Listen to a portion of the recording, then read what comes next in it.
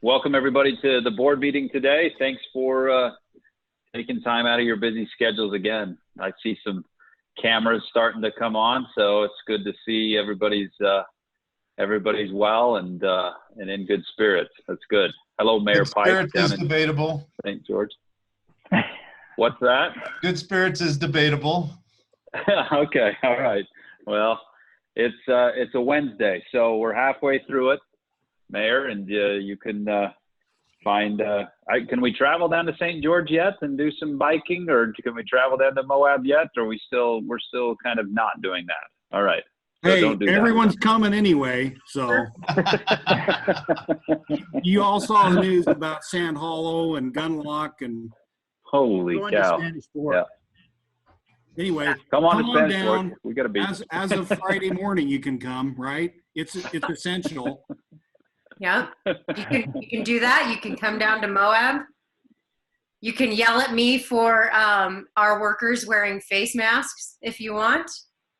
Good job, Mayor. For wearing them, and not wearing them, but wearing them. People are yelling at them. I have just had more hate mail and more aggression toward me for our health department requiring workers to wear face masks for the safety of our visitors. Yeah, it's getting real. Gosh. It's about to get so nasty. So again, it's a message that I had with somebody yesterday, and I think it applies to the state level of government, but definitely our level of government too. As I said, if you think that elected officials are laying in bed every night dreaming of how they can control your life, you are just up in the night. And I know I'm in good company to be able to start off with that, but I know that's not what we do.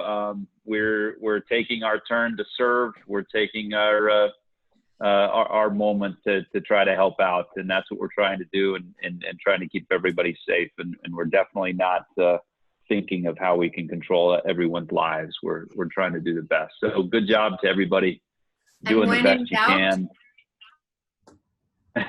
There you go. That's been part of my problem, is that's how I've put on the COVID-19. I've put on the 19, Mayor Niehaus, with bags of chips like that. So, but I've got Coke Zero today, so we're going to stick with that. Let's see. We'll get right to it so we can get to some important. There are some things that we have to get done and complete today in our board meeting. So we'll get right to it so we can be respectful of your time. Any procedural things before getting to line item 2, Cameron, or are we just approving the minutes? Oh, that says procedural items like the next thing, right? Okay, so yep. Review and approval of minutes. Has anybody had a chance to review the minutes from last month and would like to make a motion? Move to approve. I looked through them. They looked how I remembered them. Second. Perfect. Motion by Mayor Caldwell, seconded by Mayor Pike. All in favor, say aye. Aye. Aye. Aye. Okay, that passes. One item before we get to on to the other items, we are going to. Nick has activated the ability to raise hands, and so when we're starting to talking to each other, if you want to make a point or be called on, if you raise your hand, we'll be able to see it on that side and be able to call on you to make a point. Item number 3, conflict of interest. Is there anybody that has a conflict of interest for today's meeting that they'd like to point out to the board so we know about that? That's one that usually gets passed quick. Item number 4, strategic goals and check-in. Our Executive Director, Cameron Deal, to talk about our fiscal year 2020 strategic goals. I will tell you before I hand it over to Cameron, again, leading out with what this group has done and how involved we've been. yesterday's call with the Lieutenant Governor's office and Chief of Staff Harding, I wrote it down. I don't know where I put it now, but I wrote it down when they both reiterated that the accomplishment of being able to move from red to orange and accomplish what's been happening in the state could not be done without the league, without the leadership of all of you, without our staff's leadership and how involved they've been in every juncture of getting through this crisis and managing it. Again, it did stand out to me that both of them took time to mention how big of a partner the league has been in this. So kudos to you, Cameron. Kudos to your staff that I know have just worked overtime to help support all of us in our respective cities. So thank you again, and take it away. Thank you, President, and thank you everyone for your involvement in the league and the leadership you're showing in your communities. Every week I tell my staff, I think this week will slow down, and I just need to stop saying that. Even though I genuinely believe that next week things will slow down. But we'll believe it when we see it. Nick, will you just take a quick moment to give people an update on the security features that we now have on Zoom after Monday's town hall? Yeah, no problem. So as I said in the email last night, we have gotten Zoom webinar, a new feature. So this is actually a webinar, not a meeting in the Zoom parlance. You are all panelists, so you have full sharing abilities, kind of like we would do in our Zoom meeting before. However, a portion of this meeting is a public hearing, so we do want the ability for public participation, and all of our meetings are public meetings where people could join just like you could join previously. Now they'll join as view-only attendees, and they do have to register in order to do that, just like you all did as you joined as panelists. Except I had put your emails in before, so they know you're a panelist. Anyone else can sign up with a legit email and join as a view-only participant. So we are hoping this is going to be a lot more secure. We think the reason we were bombed had to deal with sharing our meeting on social media, which we won't anymore, but this is just another level. We were able to use our old package to restart the meeting before with security features without a link shared out in social media. So we recovered there, but this just adds another layer, which I think will be really good for us going forward. Could be a good model for other cities and towns who are looking at this right now. Perfect. And Nick, anything else people need to know about how they can participate in the meeting? I would just say, raise your hand and President Mendenhall will call on you, and we can see that order. He can see it up in there. I can help manage that of lowering hands when you've been called on, etc. The chat is enabled for you guys if you do want to not necessarily speak up out loud. It is a little harder to manage when you're trying to do the meeting and look at the chat box for President Mendenhall to bring up, or for Cam. So, yep, just raise your hand and go ahead and self-mute. You should be able to mute and unmute yourselves. That way, if there's any sort of background noise, then it won't interrupt the meeting. So other than that, the technical aspects are covered. Great. Thank you. I'll take just a brief moment. I'm sorry, Cam. I don't know how to raise my hand. Can you logistically tell us? In general? No, I mean technology. I don't know where the button is. It's under participants.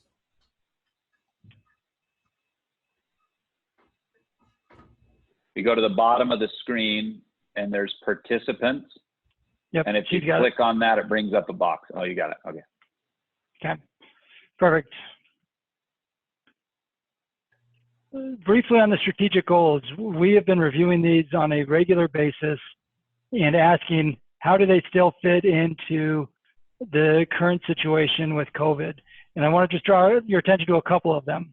Nick, will you go to goal number 2 on training? So just scan down with goal number 2.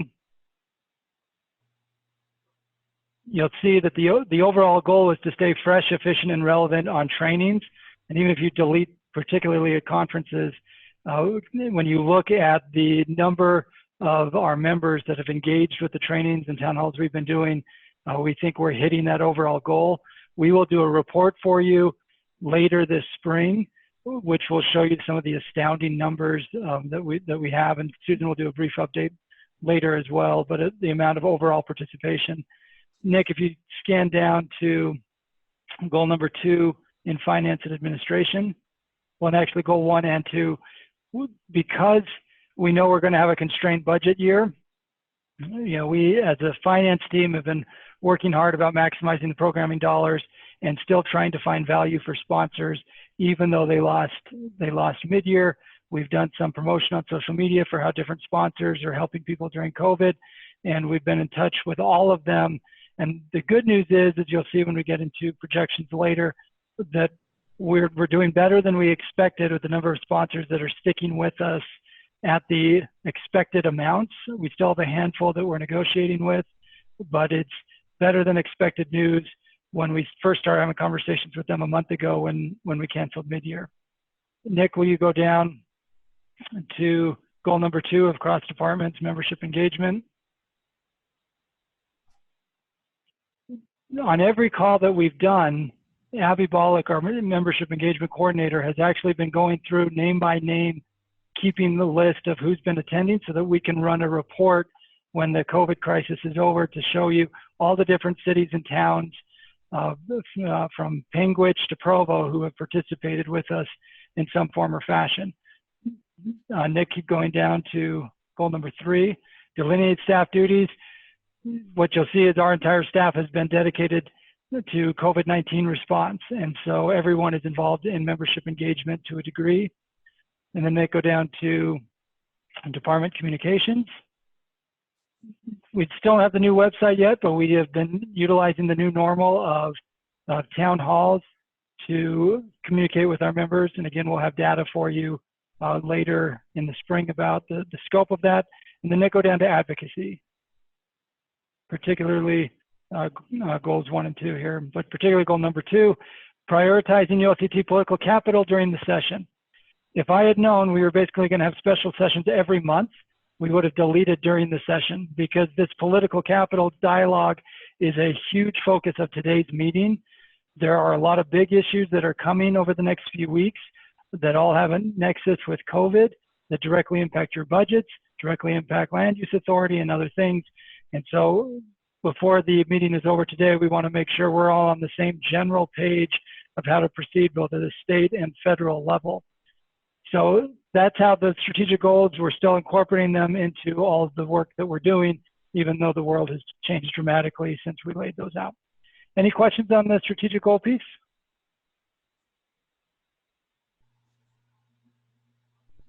Okay, with that, Nick, President, if it's all right with you, I'll just turn it over to Nick to talk through the Q4 projections so you can see what we're anticipating for the final couple of months due to COVID.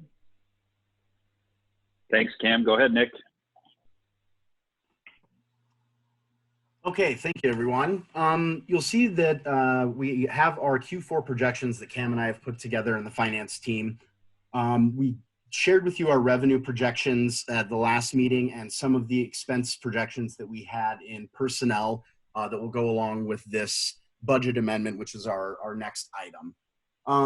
You'll see through here, these are just projections, but we have tried to make sure that we have some room in areas so we're not under projecting, but we also don't want to just kind of maximize each budget item. So you will see areas where we've done a little math to figure out what that is actually going to cost throughout the year.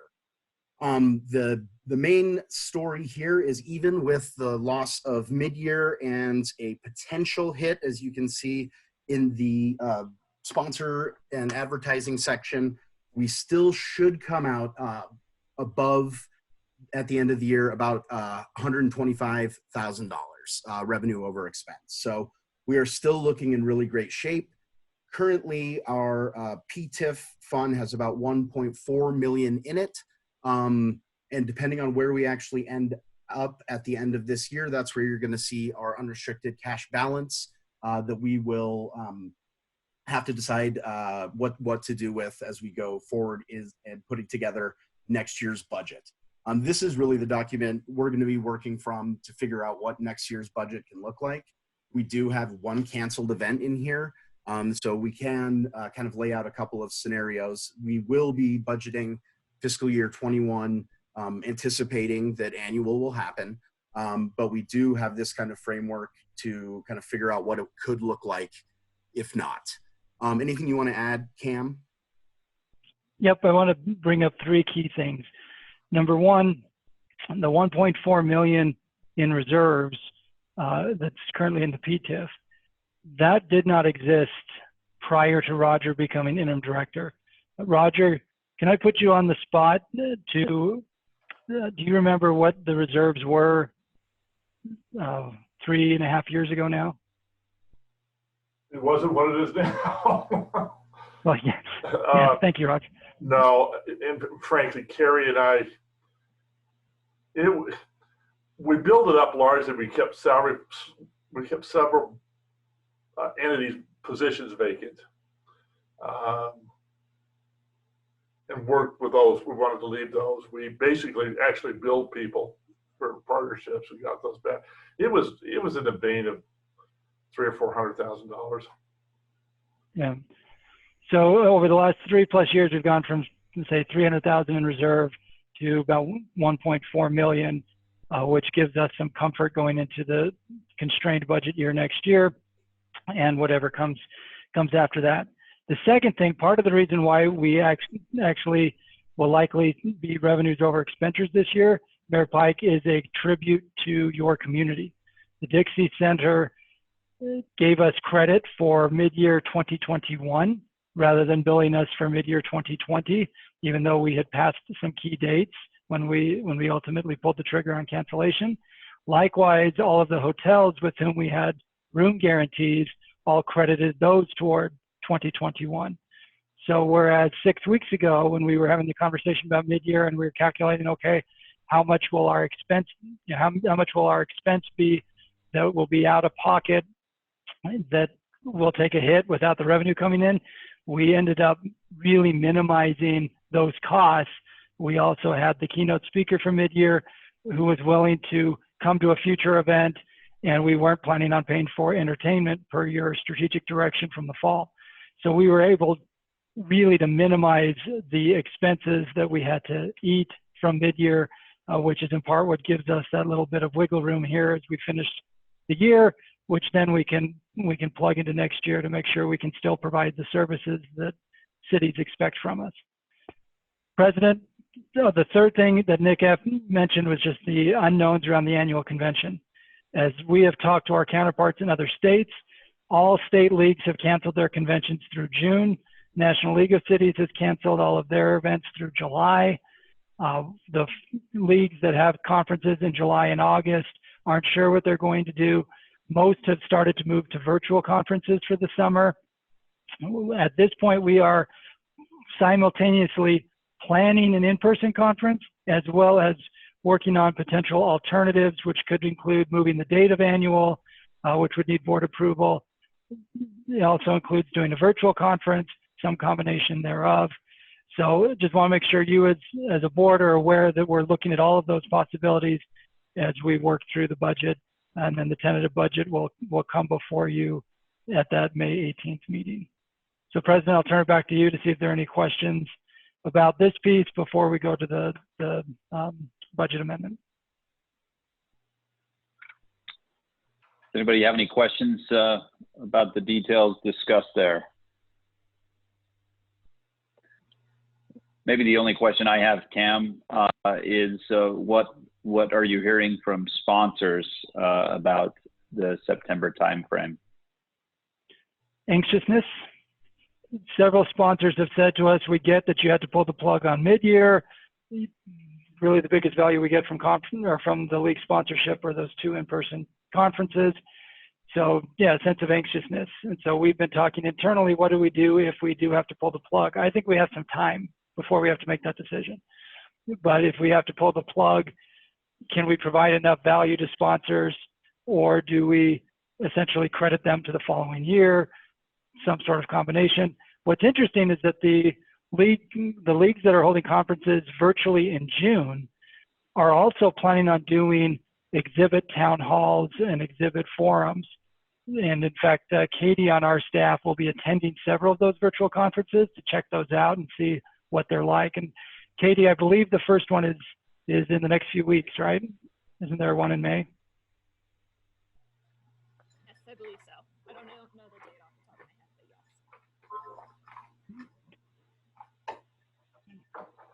yes. So, President, does that answer your question? Yep. I think the flexibility of, kind of fortuitous that we do have a little bit later conference and have some flexibility still to see what happens and how the situation changes. Anybody, any other questions regarding that? Okay, if not, Cameron, anything else that you need on the Q4 projections? Nope, that's it. We're ready to have the discussion around the budget amendment and open the public hearing for it. Perfect. Okay, item 6, the budget amendment is a public hearing. If we can, do you want to talk about this before we open it up to public hearing, Cameron? We can give you the background of it before we open public hearing. That's fine. Back in October, when we had the strategic planning, the board authorized the creation of a new position. We were thrilled to be able to find the perfect fit for that position when we hired Katie Harley, who started with us in January. And Katie's job was focused initially on event planning and sponsorship. She's still doing both of those, but now she's also representing the league on the live events group that's working through all the logistics of within the 2.0 plan of how you could do live events from parades to theaters to everything else. So we're grateful to have her. We also had the change when Rachel Otto left and we replaced her with Victoria Ashby, and we're thrilled to have Victoria on board as well. And then we also contracted with John Park to do specific training work for us. And as many of you have seen, we have been using John extensively over the last few weeks as a liaison with the City Managers Association and doing a lot of work with us as we try to implement 2.0. So he's been a phenomenal asset as well. Combination of all those factors, you authorizing the position and those other positions is what leads to the budget amendment. And we told you in October that we would need to bring a budget amendment to you once that position was filled, and we were near the end of the fiscal year, and so that's why we have it to you here. Nick, is there anything else that you want to add? Only that we will, just as we're looking forward to the FY21 fiscal year and looking at the personnel budget there, this will definitely be a factor in that. Just also know that it won't be a perfect, let's double it and that will cover the full year, because we did have some months where these positions were not filled, and then we have half a year where they are. So it's not perfect one-to-one math, but we will bring that forward to you at the next meeting with our tentative budget.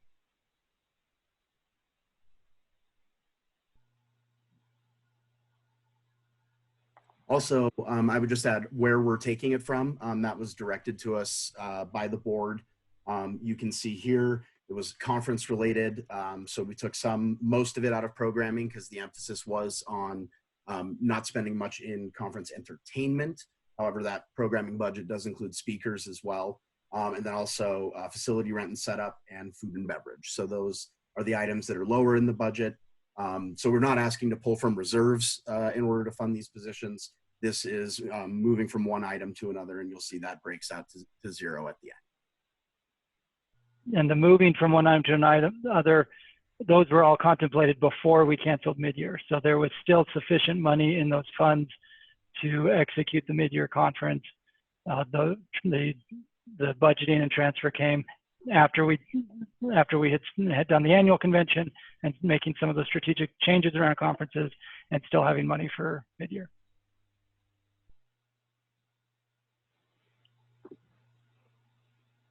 If no one has any questions for Cam before going into public hearing, I'd entertain a motion to go into public hearing for this budget amendment. I move that we go into special discussion, or is that what they did? This is Yep, Jewel. public Right. hearing. Yep, Public hearing, yes. thanks, Jewel. Second, if you need a second. Thank you, Mayor. Motion by Jewel and second by Mayor Pike to go into public hearing. All in favor, say aye. Aye. Aye. Aye. Aye. Perfect. We're in public hearing regarding the budget amendment. Is there anybody from the public that would like to speak to or have any questions about the budget amendment? It looks like in our public view only attendee section, we have 3 people joining us. Carter Shira, Rusty Facer, 2 of our interns, and John Hiskey, Senior Policy Advisor. So unless they would like to comment as members of the public, it looks like we do not have it. Perfect. If they don't speak now, they can forever hold their peace, and I would entertain a motion to go out of public hearing. So moved. Jeff Young from Richmond. Second, Mayor Caldwell. Thanks, Jeff, and thanks, Mayor Caldwell. Motion and a second to go out of public hearing. All in favor, say aye. Aye. Aye. Perfect. We're out of public hearing. Any other questions, comments for Nick or Cam on the budget amendment? And if there's not, we would entertain a motion to approve the budget amendment. President, I'd make a motion that we approve the budget amendment as has been presented to us. Second, Mayor Caldwell. Motion by Mayor Pike, seconded by Mayor Caldwell to approve the budget amendment as proposed. All in favor, say aye. Aye. Aye. Aye. Any opposed? Okay, that passes. All right, let's move on to advocacy. Item number 8. Director Deal and his team are going to take us through COVID-19 update. Perfect. Thank you, President, and thank you to the board for that budget amendment. I'm very proud of what our team has accomplished over the last few weeks. I'm proud of the individual efforts behind the scenes that don't get recognized. I'm proud of how we've been able to move the needle at the state and federal level. And what we need from you as a board today is some guidance on how you want to engage on the federal side as well as on the state side with policy priorities and fiscal priorities. We also have things that we've been working on that fit into that catch-all of how else we can help.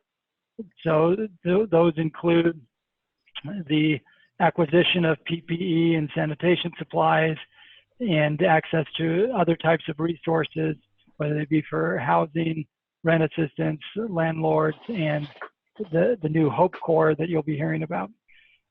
So let me start first on the federal side, and I'll turn it over to Wayne Bradshaw, our policy director, in a moment. We have, even since we sent the agenda to you on Monday, we've received additional insight both from the Treasury Department as well as from the state of Utah about how they intend the CARES Act dollars to be spent. So that'll be piece 1. You can see that the CARES Act guidance from the Treasury Department handout was part of your board materials. And then the second piece on the federal advocacy is what we want to advocate for with our congressional delegation around the potential 4th stimulus, which is being drafted in DC as we speak. So that's background, Wayne. I'll turn it over to you to start talking through the CARES Act and the potential 4th stimulus. Thanks, Cam. So as Cam stated, we have guidance from the Treasurer regarding what costs can be covered with CARES Act funds. We put a summary on our website and it kind of breaks down to medical expenses, public health, payroll for employees that are largely dedicated or that have received kind of overtime costs that are dealing with COVID-19 related issues, compliance costs, so teleworking, paid sick leave, and economic support. That can be grants to small businesses or payroll support for private industry. As you know, the state received $1.25 billion. Salt Lake County received a direct appropriation of about $203 million, and Utah County received a direct appropriation of about $111 million. That leaves, so the state of that one, of the money they received, they're required to spend 55% at the state level. The remaining 45% can go to local government. So if you subtract Salt Lake and Utah County's appropriation, that leaves about $246 million to be distributed. We've had a conversation just this morning with folks from the legislative office, and they are looking to us for distribution formulas. We do know that Salt Lake County has expressed interest in sharing their appropriations with cities within their county, and Utah County is taking that under consideration. We sent a survey out to a fiscal working group, which consists of city attorneys, financial officers, and city managers, asking them how they want these funds to be distributed. And a majority have come back and said population-based, similar to how the federal government dealt with it. But we will have ongoing conversations internally as well as with UAC about how these dollars should be distributed, and we'll have more information forthcoming. Any questions about the CARES Act dollars before we move on? Wayne, let me add a couple things, President, if that's all right, and then I'm curious to hear if there are any thoughts on the board level. We're really talking, everybody, about three pools of money. $246 million from the state that can be shared with cities and counties, the Salt Lake County pool of money, and the Utah County pool of money. For the Moabs and the St. Georges and the Mayfields of the world, you're in that $246 million pool. For the West Valleys and the Mill Creeks of the world, you might be in the state pool and you might be in the Salt Lake County pool. And they have been responsive so far to the needs from cities, but nothing final yet. Utah County is different. This is where President, thank you. I was waiting for some sort of facial response when I said Utah County is different. And I should have had my screen all the way open so I could have seen what Mayors Kafusi and Fulmer had on their faces. Utah County is different because at this point they haven't said yes, they haven't said no. They're still, as Wayne put it, taking things under advisement. We think, from a board perspective, that it would be helpful to have a strong message to Salt Lake and Utah counties to follow the lead of the state in sharing the money in a proportionate and justifiable way with other jurisdictions. And I'm curious, for the three of you in Utah County and those in Salt Lake County, if you have any thoughts you want to share on those pieces.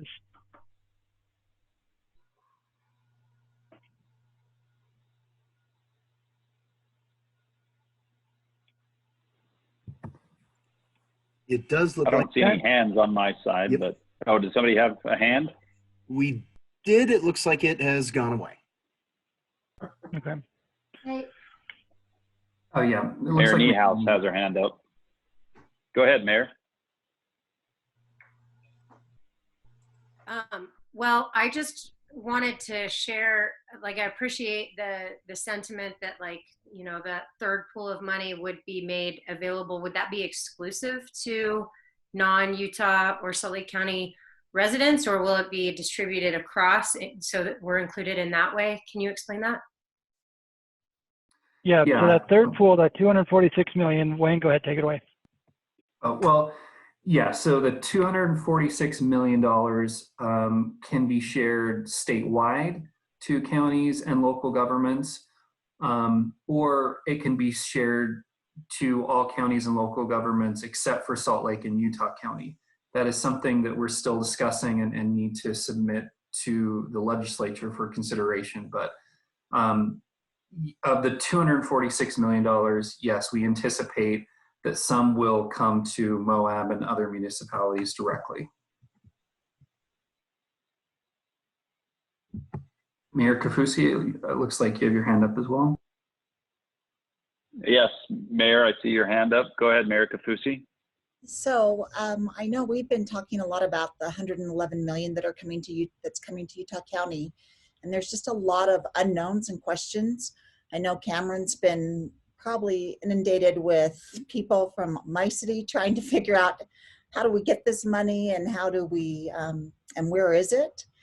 We want to make sure it doesn't slip through the cracks and that it doesn't get handed out without opinions from the Utah County mayor. So the group I spoke with yesterday in Provo, were leaning towards the population idea.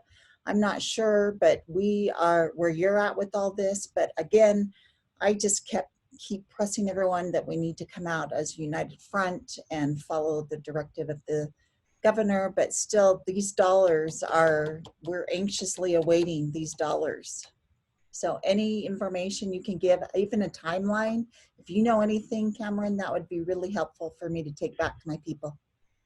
Thank you, Mayor Kafusi. In the meeting we had this morning that Wayne referenced with the legislative fiscal analyst and UAC, he said that the executive appropriation chairs told him to tell us to figure out a formula between cities and counties for that third pool of money, that 246 million. And that their hope was that Salt Lake and Utah counties would follow the lead of the state around that 246 million, the third pot. Salt Lake County, again, has been responsive to cities and they've had good two-way dialogue with cities, but they have not made a decision on if they're going to share it. And the Treasury Department guidance is unclear whether a county can share with the city. We think they can. But as Wayne mentioned, we submitted follow-up questions to Treasury to try to get clarity. Wayne, do you want to just provide the mayor with a little more detail about the conversation we had with Utah County on Friday, particularly around that United Front comment? Sure. Yeah, so as Cam stated, we participated in the county commission call that they hold every Friday, and we participated in their last Friday call to ask what their intention was with the $111 million that they've received in direct appropriation, because we would like the state, Salt Lake, and Utah County to be on the same page when it comes to how these funds are distributed. So like Cam stated, there's the question of, can they do that? Can they share with local governments? And there was 2 county commissioners that had the sense that they could probably spend all $111 million at the county level, and that any funds that local government receive in the county needs to come from the state share. There was one county commissioner that stated that they are open to sharing with local governments and wanted to continue to have that conversation. So. The next few days, Mayor Kafusi, are going to be critical because we are working with UAC to come up with a formula for that third pot of money that then mayors in Salt Lake County and Utah County can take to your county leaders and say, let's be consistent across the state. One message that came out of that meeting with those Utah County commissioners is they said, we're hearing from all these mayors individually, so should we just talk to them individually or should we engage with the league? And our response, of course, was engage with the league because we're trying to get this consistency. So I think the key message back, Mayor Kafusi and Mayor Fulmer, to your fellow mayors and then President to other elected officials and city managers is let's all be on the same page about that distribution formula, which we're working on with the input of our fiscal impact team. And then you can have something to take to Utah County and say, this is what the state's doing. We should be having a similar distribution formula. Mayor Fulmer, I see your hand up. Go ahead. Thank you. Some of the conversations that we've been having has been around something similar to what Cam said, where they kind of feel like they can spend all of the money because they serve all of the areas with the prison and things like that. But in the meetings that I've been having with them, we have been pushing back to explain how cities could use the funding and other localities could use it. They just weren't able to see how that benefited the area until after a long conversation. As you can see, even on Friday, they were still kind of thinking in that direction. So I think in order to have that message be impactful, there's going to need to be not just a message of distribution, but how that might be effective and as impactful as being on the county level. I think my internet's cutting out because I can't hear you, Cam. That's because I was still muted. I think there's sufficient money for both the county to address needs and for cities to address needs. And that's the message that we've been delivering. And some of those needs overlap, but some of them are unique. So thank you for that feedback, because that'll help us as we're working on distribution formulas. Absolutely. Again, I think it's, oh, go ahead, Cam. Yep. No, go ahead. Well, just important for us as Utah County elected officials, these next couple days, like Cam said, are going to be important to have that unified message of what we do to the county.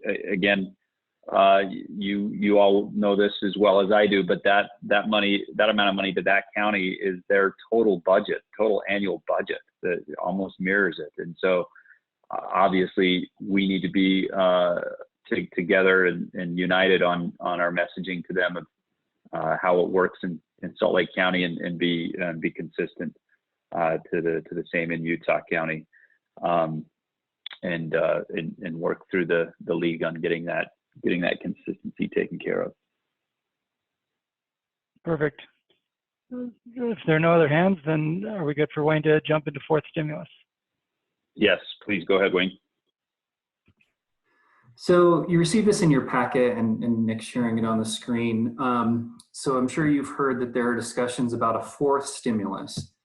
And when Congress passed what we're calling the 3.5, so they provided additional funds for the PPP program, there was discussion about providing additional revenue for local governments in there.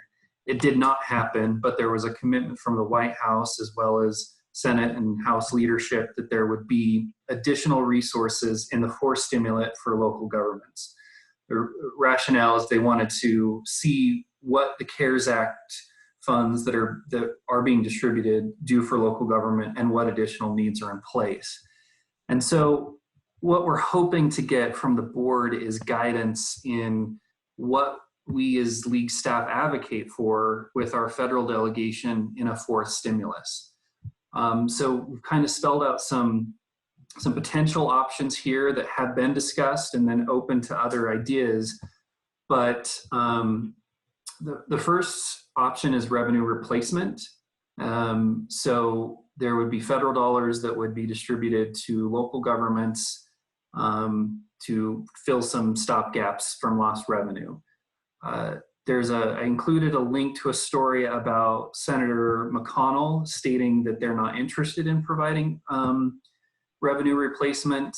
And Cam and I have both had conversations with members of our federal delegation that have also expressed concern about providing revenue replacement. But if this is something that the board would like us to advocate for, we are more than happy to do that. There's potential language to provide more flexibility with your CARES Act funding.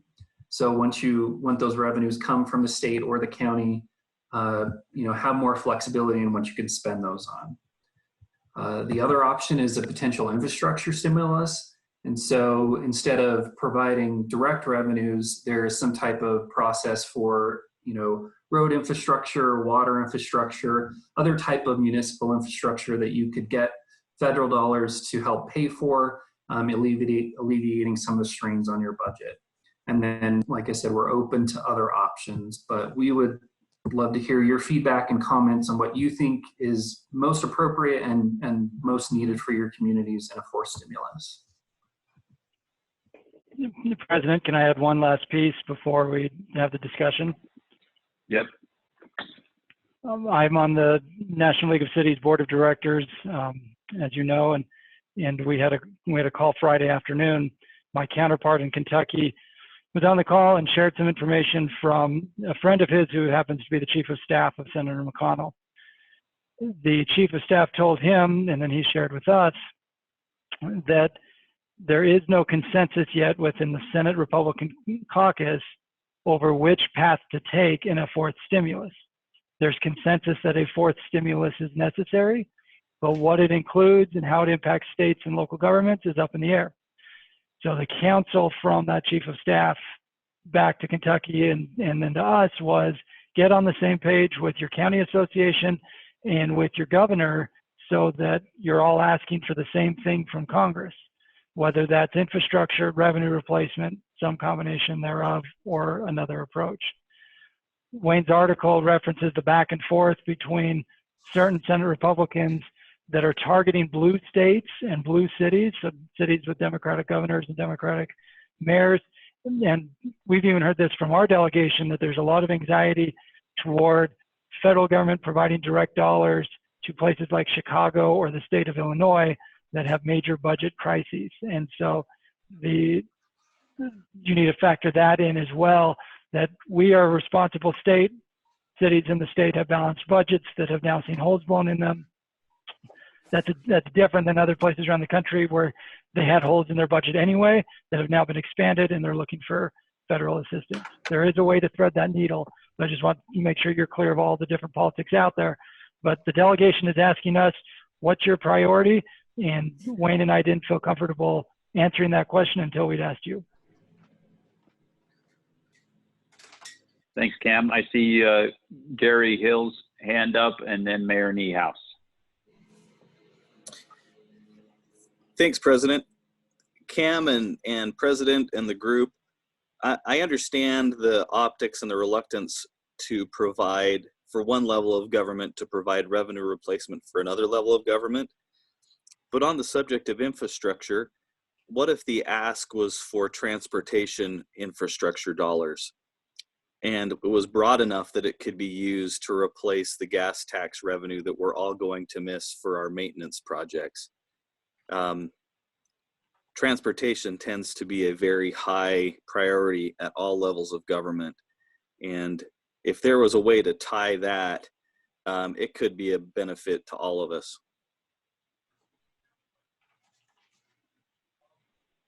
Good point. Mayor Niehaus? So I have a similar comment about infrastructure being a potential good thing, but I'm curious about the possible expansion of that item to include police, fire. So like it would almost be like essential services. And then I also think of like water. So here in Moab, the closure of hotels resulted in the lack of water use. And so just our water revenue has gone way down.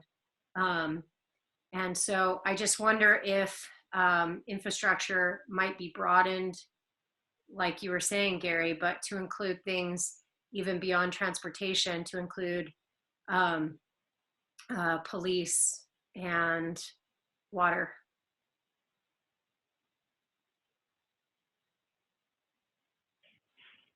Good point. Yep, we're taking notes here as you guys are bringing these up, so this is great. Anything else that anybody feels could fit into this?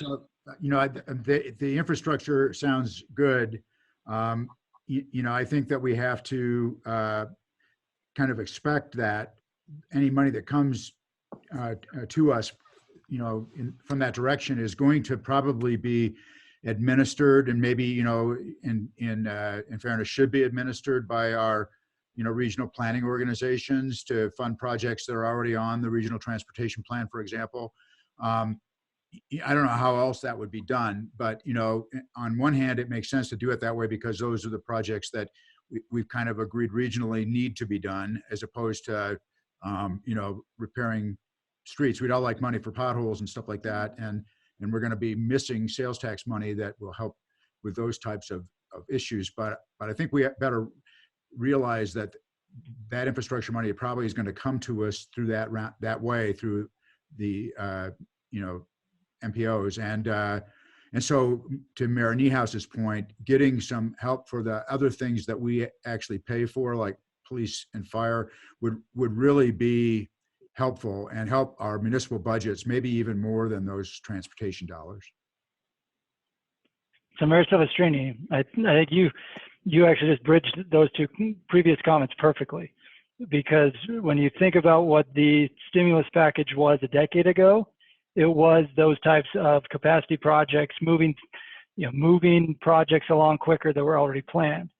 But if you are a Mill Creek city, and I don't know what's on the current tip list, but you're an older established city, your capacity projects look drastically different than capacity projects elsewhere, and most of capacity projects are not necessarily happening in your community, but you're seeing the major revenue shortfall. And the same logic goes for Bountiful City.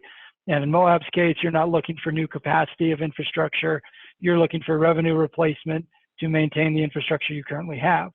So this is that fine line between investment in infrastructure and revenue replacement that actually overlaps with something we were going to talk about during the May special session. But Victoria, if it's okay, and if it's okay with you, President, I think there's enough overlap here that it makes sense. Nick, will you scan down to the draft letter on transportation funding? And Victoria, can you take a quick moment to talk about the potential for a state stimulus around transportation and infrastructure? Sure, I'd be happy to. So this is a letter that we have been working on with UAC to look at, as the state goes forward and tries with state efforts to reinvigorate the economy, what they could do. And in particular, looking at infrastructure and transportation and trying to have, a conversation where we're at the table with the legislature, and in hopes that the league and UAC counties and cities can have a united front about what that kind of stimulus would look like. And last time, from my understanding, in 2008, they would move the sales tax revenues over to open up bonding opportunities to then replace those funds, and where they would be going to transportation. And so we want to be mindful of money that's going to be in C roads, that is not drained, but also recognizing that the state is going to have a significant interest in their projects as well, and trying to find the right balance of how you reinitiate the economy and use some of this money and move funds around at the state level while not draining some of the local funding that is particularly our sales tax, and when the sales tax is used in the TIF and other funds. And Cam, if I've said any of that wrong, feel free to correct me. No, that's perfect. This is a brainstorm that started, is today Wednesday? Yeah, today's Wednesday. So this started last Friday between Wasatch Front Regional Council, the League, and UAC. This is the draft letter that still needs to be wordsmithed, but just gives you an idea of the concept, and it overlaps potentially with that fourth stimulus. So Mayors Caldwell, Silvestrini, and Ramsey, Andrew's going to be hitting you up about this as well. We just got to first, but this gets back to the general direction we're looking for from you as staff about the message we should take back to both the federal government and the state government. Thus far, with the comments we're hearing from the three who've spoken up, it's been infrastructure and revenue replacement,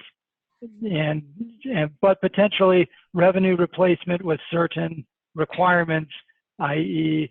public safety or other things, so that we could message it in a way that you're not bailing out the pension plan of the state of Illinois, but you're helping supplement these essential services that are seeing major hits. At the same time, they're seeing increased expenses. But I'm curious to hear from others, President.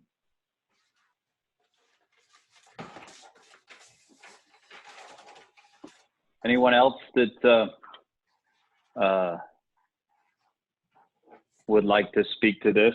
There's some good points there. I don't see anybody's hand raised, but go ahead. Oh yeah, go ahead, Mayor. Yeah. Yeah. So, Mr. President, I 100% agree, Cam. I mean, I think that was kind of my point, is that I'd be thrilled to see more money come, to us through, Los Angeles Regional Council, but we also need money. Even, the loss of sales tax is going to affect our ability to maintain our streets. That's our biggest asset. So anything we can do to get some revenue replacement money as well would be a desired end.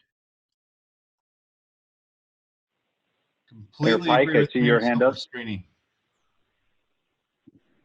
Good point, Mayor. I agree with everything that's been said, and Mayor Silvestrini, what he just said is one of my concerns as well. We all, I think, really count on sales tax for a lot of things, and as it relates to tourism, for example, for some of us, with TRT and our small portion of that, that's going to have a huge effect on things. I'm not sure if I'm clear if there's any ability to replace any of that, Cameron or Wayne. Is that contemplated? Wayne, do you want to take the first crack at it? So based on the Treasury guidance as well as some additional Q&A, the Treasury does not look at us utilizing any of the CARES Act funds to replace our lost revenues, whether it's if we forego utility costs or if we forego utility payments or late fees. They don't really want to see any of the money going in and helping our general funds. Now, if there are costs directly related, so overtime, buying new equipment for, working from home, we can cover those costs with CARES Act dollars. But back to Mayor Silvestrini's point, we couldn't cover transportation projects that come from those. No, not with the CARES Act. One thing I'll add is that the National League of Cities did a national survey, and we participated in it. Wayne, how many cities do you recall submitted that survey? For the lost revenue survey, or? Yeah, the lost revenue one. Oh, I want to say they had 1,800. So the National League of Cities had 1,800 cities respond from around the country, and they are building talking points based on the reduction in sales tax revenues and other revenues from those cities, and delivering that message to members of Congress. When I talked to Corey Norman last week, for example, the first question, Mayor Kafusi, he asked me wasn't like, how are you doing? How's the family? First question, can you tell me what the revenue hit is in Provo? Then he asked how we were doing. But, clearly when he picked up my call, that was top of mind for him. Congressman McAdams has asked similar questions. So our delegation gets the revenue hit. It's that political question of the federal government essentially giving money to cities to fill that revenue. And if I'm hearing, so Mayor Pike, to your question, there is a bill in Congress right now that is primarily a Democratic bill, and the bill sponsor of it actually is a former law school classmate of mine, that would directly appropriate money to cities of all sizes that could be used to offset those sales tax hits. That bill is likely not going anywhere because there's not consensus in the Senate Republican caucus about where to go on the fourth stimulus. But the concepts in that bill are direct money to cities, so that we won't have the problem we have right now with the cities in Salt Lake and Utah counties and the cities everywhere else hoping for those three jurisdictions to share the money. So direct appropriation to cities, and then is it revenue replacement or is it used on specific types of projects? And what I'm hearing that's far from the combination is that our initial approach with our delegation should be some combination of both, and maybe we work on the optics of revenue replacement so that we're not using that term because, Gary, you're right about the optics of that term. I shudder every time I hear it.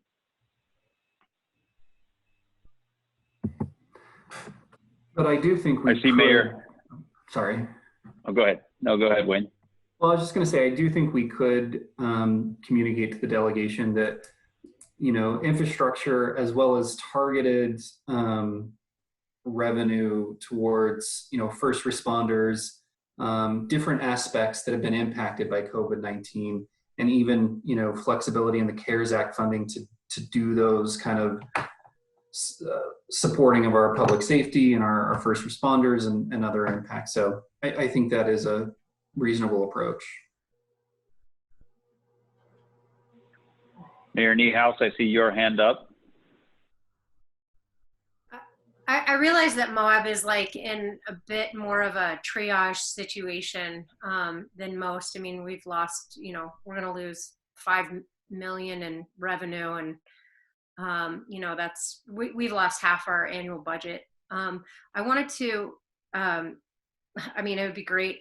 Revenue replacement would be great, but I do think two points. One, that I think this board, I just want to remind this board to consider rural, that the needs of rural, that the revenue of rural is a little different. Moab is different than even rural, but being rural and remote, it's just different. And then the second piece that I wanted to say was that if we can translate what we spend our revenue on and flip it to expenses today, not like projects tomorrow and not revenue lost, but like, you know, expenses today, maybe that's a way to reframe it so we don't shudder. Good point. Mayor Caldwell? I just wanted to make one point of clarification. You probably want to lean on Mayor Silverstrini for WFRC. I'm a has-been there. And so I don't know that my voice carries much. And then I also wanted to thank Don Christensen for changing his background. That one you started with was a little offensive.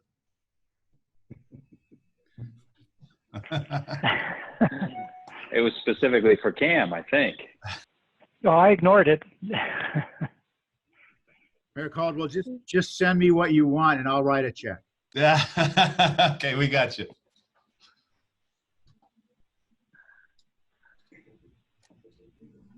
Oh, geez. Mayor Niehaus, thanks for that. Attaboy. Just have to balance the force. So, President, if there's general consensus around the concept of the expenses today concept that Mayor Niehaus raised, so it's revenue replacement, but by this different term of expenses today, plus that link to infrastructure and essential services, and then the eye to the impact on rural Utah as well. If there's a general consensus with that approach, I think that's enough for Wayne and I to be able to continue our dialogue with the delegation, and for me to take back to the National League of Cities, because they're looking for a full court press from cities all over the country on the congressional delegation to try to get Stimulus 4.0 to the finish line. So I guess, did I articulate the will of the board there? You just raise hands? It sounded like it to me. Okay, well then I welcome a motion for that so we have it down, and that way it forces Nick to have to rewrite it. I like it. So moved. Was that Don? It was. And if Don you or want Lando? background, I'd take it too. Yeah. Well, you can't spell Lando without Don. I'll second Don's motion as Mayor Niehaus. Motion made by Don Christensen, seconded by Mayor Niehaus. All in favor, say aye. Aye. Aye. Aye. Aye. Any opposed? Perfect. Thanks again, Wayne. Thanks, Cam, for being so active on that front and pushing our pushing our wishes forward. Anything else on item 8? Wayne, can you ask for the final clarification about the CARES Act too before we go back to Victoria for special session discussion?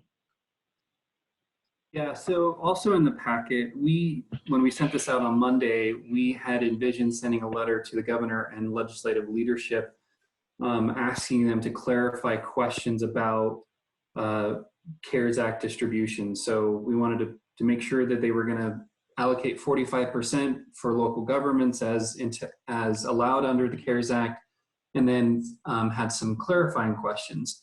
After our phone call this morning with legislative analysts, we're comfortable that they've told us they're going to share what remains on the state level, the $246 million. They want to do it as quickly as possible, and they're asking us for a formula. And so we don't necessarily need to send this letter at this point. We think a lot of these questions have answered, but it may make sense for the board, if everyone's comfortable, we can redraft this and send this to Salt Lake and Utah County, because those are where the questions now remain. And we would like clarity if the board is open to that and thinks it makes sense.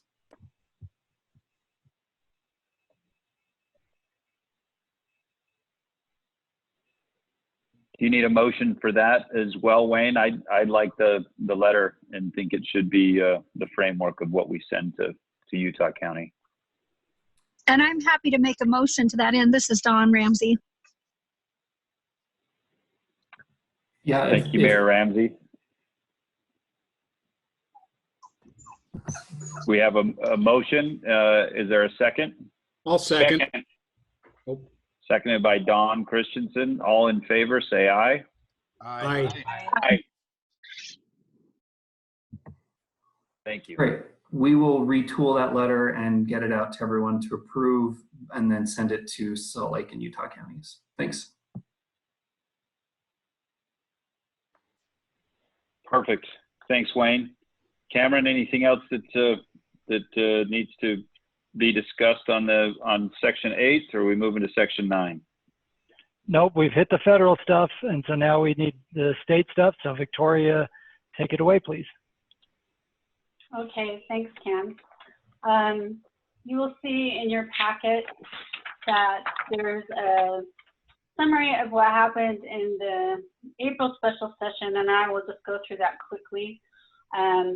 It was really interesting to see the legislature call itself into session and then proceed electronically, and hopefully we have learned some lessons from that, and they have too. Primarily SB 3004 passed. It's already in effect and running. That created the commission that looked at the governor's plan, sent their own recommendations to the governor, and then, as you heard in the press conference yesterday, the governor accepted those recommendations to move to what I'd like to call threat level orange.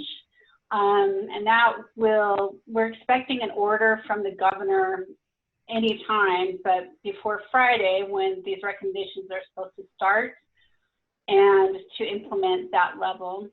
Key to SB 3004 is that whatever the governor adopts from the commission supersedes local ordinance that's in conflict with it.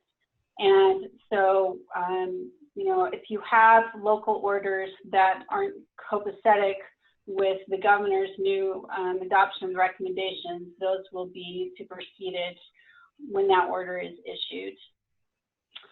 HB 3009 was the other big bill during the session. That was the bill that we reviewed, dealing with local health department authority, and also allowing the governor to veto a local emergency order that was contradictory to a statewide order or statewide effort during an emergency.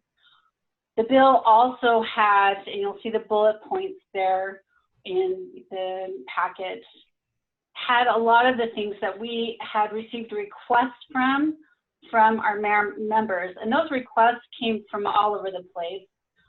They came from our small strategic group. They came from one-off requests. They came from me and John Hiskey listening to Valley Police Attorney meetings. So They were a lot of requests that seemed urgent and maybe still are at the beginning of this crisis.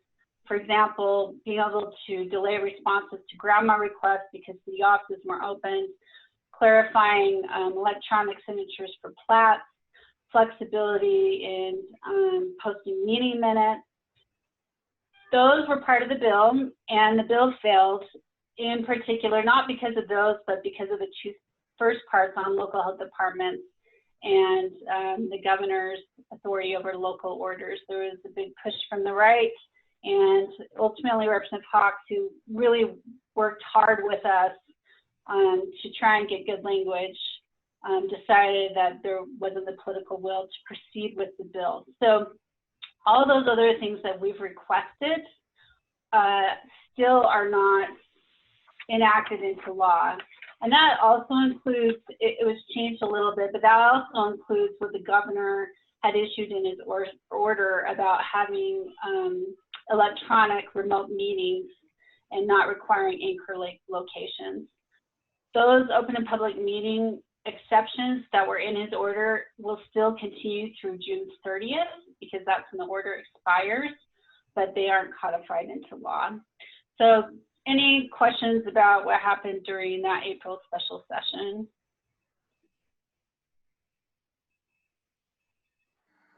Okay. The next part of this is really going to the point that Cam brought up early in the meeting. We are seeking your input to help us ensure that league staff time, or as he aptly described it, our political capital, is being allocated to its highest and best use. And we are being pushed and pulled a lot of directions, and so we're looking to the board to help us really narrow our focus and decide what is in the best interest of the league and its members for us to spend time with the legislature. And this has become particularly apropos as we are now in this climate of special sessions overlapping with interim and special sessions potentially being called, every 2 weeks. Although our last indication is that there will not be a special session in May, which I thought there would be. The next one will likely be in June. And ultimately, I do think long-term we need a process also for helping us to vet what we should be focusing our time on. If you look at the memo, the pending special session requests, these are the issues that are on our radar now. It's actually not a complete list, but one is requests from our members, and that kind of goes back to what was in HB 3009. If we should try and get those back into a bill again, or maybe they're not really special session worthy, given everything else that's going on with COVID. The next one is what Wayne was just talking about, the state allocation of CARES dollars, working with the legislature about a distribution formula and how those monies are split up. Then Wayne's going to talk about an idea to send out a survey to our LPC so that they can proactively submit requests to us to go through special session, and then bringing those to the board to then vet and decide. So those are all things that have come from all different points of contact for us to try and get on special session from our members. Then we have external stakeholder requests, and we get these frequently. Right now on our radar is, again, that letter that we just discussed about an infrastructure stimulus and working with the legislature that UAC is working on. And then we've also received a letter from the PRC to work with them on expanding PIDs. They are trying to... Victoria, will you just remind folks what the PRC is and who's on Oh, this? yeah. Yeah, so it's the Property Rights Coalition. It includes, I know the names of the people, Cam, but I don't know who's their official membership. Right. Yeah, that's a fair point. So the Property Rights Coalition includes all of the home builders and realtors and residential and commercial developers in the state, or at least they tell us it's all of them. This is the other half of the land use task force that we hold every year. And it's a fascinating, it's a fascinating dilemma for us, because we're constantly being told by the members that the league needs to be more proactive on bills, but we also have to respond to all of the other groups out there that are running bills that impact cities, whether it's the PRC or the ACLU or any, the Utah Rivers Council. I mean, there are all sorts of organizations out there. What's nice about the PRC is that they actually have the courtesy to bring ideas to us first, whereas some of the other groups I mentioned, we find out about them once we see the bill file open. And PRC sent the letter that's in the board packet. So there you go, Victoria. I'll let you take it from there. Okay, thanks. So there, anyway, if you remember in 2019, I believe it was, I was still at the legislature, but there was a bill passed to create PIDs. It's a financing mechanism for developments, and they create kind of a new local district that can do this financing for the infrastructure that's going to be put in. And they want to expand PIDs. So we have those requests that are coming in, and if you go down to under consideration, in trying to develop a way for you to prioritize issues, just some things to consider. As Cam had said before, if everything's a priority, nothing is a priority. We do have, I can honestly say, working in the legislature, I worked with the league a lot, but now I'm on this side. I had no idea that their hands were in so many pools. They were in so much. And so, it's looking to see what's the best use of staff capital in your, the board's own priority.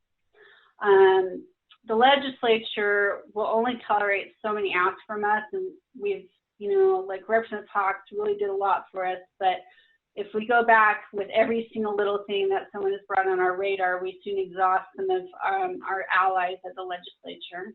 And then we also frequently ask many of you to help on your end to engage on some of these issues.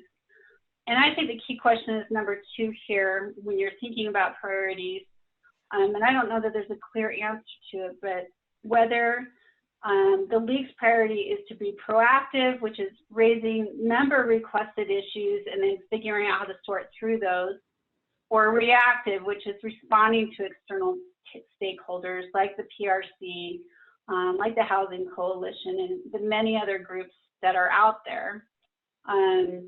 Like Cam said, if we don't proactively engage with some of these external groups, then we have to react to them in the legislature, and that sometimes is maybe shorter but far more intense time during session, but sometimes a harder battle to fight, whereas if we engage with them early, it can be much more time involved, but comes to a better solution when the session starts.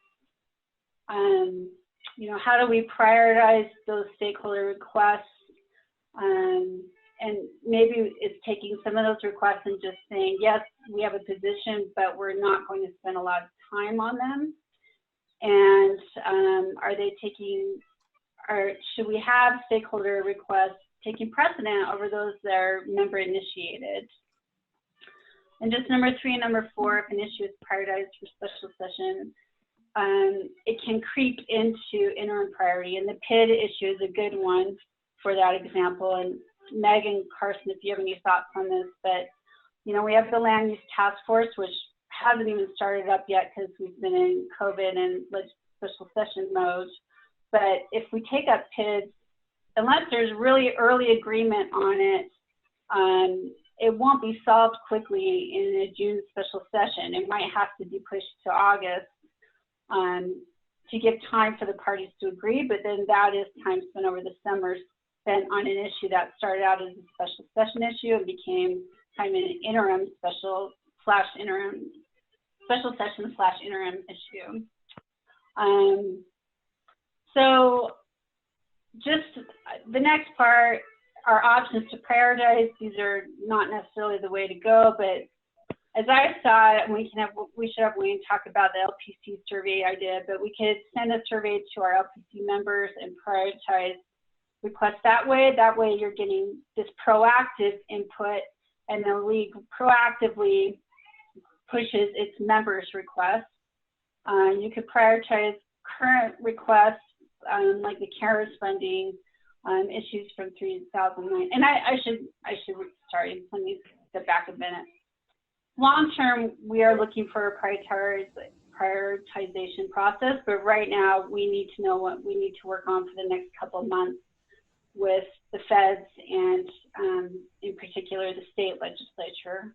So we could issue this survey to the LPC and see what other issues are out there that we haven't heard about yet, and then prioritize those. For the next few months, we could look at the CARES funding, the issues that didn't pass in 2009, and make those still our priorities. There's also the outside stakeholder requests. Should we do a mix of those? Really, we're trying to spread the banquet table out in front of all of you so you can see what's on our radar now and help us to know this is really important, this isn't that important, this we're going to hold off on. So that's the question I would have about the next 2 months. The last page of my memo is all the things that we have put together as interim issues for this year, and keeping in mind that we're almost into May. You know, at some point we will need the board, whether it's today or in, you know, the next meeting, to help us vet through these and decide what we need to be targeting on and what can be let go of, considering that this table was put together before a pandemic had even struck. So it's not contemplating the resources being put into the current COVID issues. Perfect. Thanks, Victoria. President, can I add one piece? And then we want the discussion from the board here. I want to emphasize what Victoria said about timing. Normally we would have several months, and we could look through several months and say, okay, we'll work on this issue this month, this issue that month, et cetera, et cetera. Because of COVID, all of these things are hitting at the same time. We have a very compressed time frame, and we have the internal requests and the external requests. And so we need some guidance from you about the requests we already know about. And then, as Victoria indicated, we put together a potential process which may be worthwhile, or we may say, we know we have this much on the plate, and the answer is just going to be no to anything else, but we don't know what we don't know. So that, President, I'll bring it back to you for discussion from the board around PIDs in particular, and just what the other priorities should be around special session in the next few weeks. Thank you, Cam. Thanks, Victoria. Anything that stood out to any board member of what was on there and needs to be focused on intently, or anything that wasn't on there? I'd like to comment. This is Andy from Park City, and I think this is a good list. Just a general comment, though. I think the league does an excellent job of reaching out to both its members and its board on a regular basis to solicit our feedback and such. But as a board member, I've always assumed that there's a certain amount of fluidity in the decision making as things change quickly during regular session, let alone special session. And I've always counted on the league staff working closely with the executive board to make those kind of decisions. And in my tenure on the board, I've always seen that work really well, and I wouldn't move away from that, and I wouldn't get overly self-conscious either, Cam. Gary? Thanks, Mayor.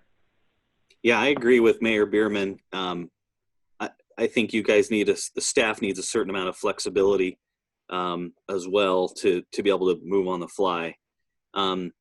Just a thought as I looked over Victoria's list. I think my concern is that we begin to look at these special sessions. If we're not careful, these special sessions could become ways to solve issues for other groups that they don't want to run through the general session when there's more, or the interim when there's more time to talk about major policy issues. And I think the PID is a really good example of that. There's some major policy implications with the PID stuff. And I think they're trying to take advantage of this, of the economic downturn to maybe shortcut what needs to be a longer conversation.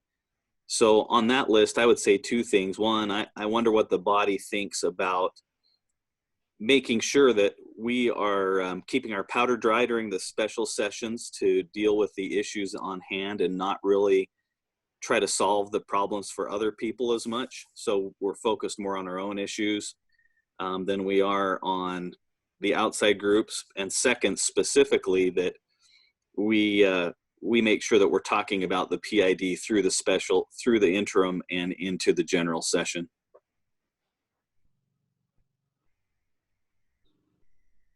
Gary, can I ask a follow-up question there?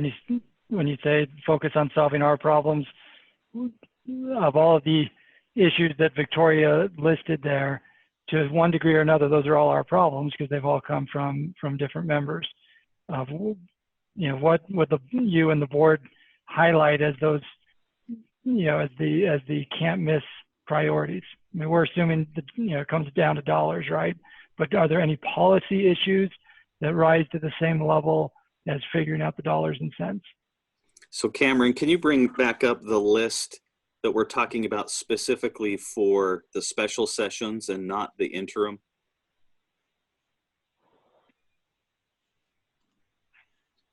So much of that list is what did not Nick, pass go down. during Nick, the go back down, Nick.